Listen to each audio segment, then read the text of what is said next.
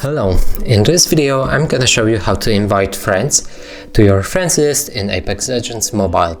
So in order to do that, I have two phones with two different accounts logged in, and we're gonna press on this plus friend button, and the same right here. Please press on this same button, and right here you'll be able to click on advanced search in add friend button right here.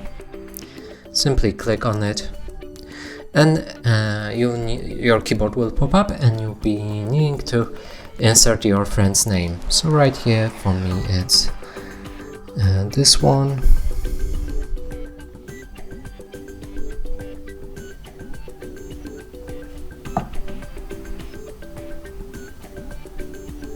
Click OK button and then search. Right here this account will show, and I'll be able to press the friend send request. Now we can press on the friends right here and click on requests, because I invited this account, and then select accept from whatever account just invited you.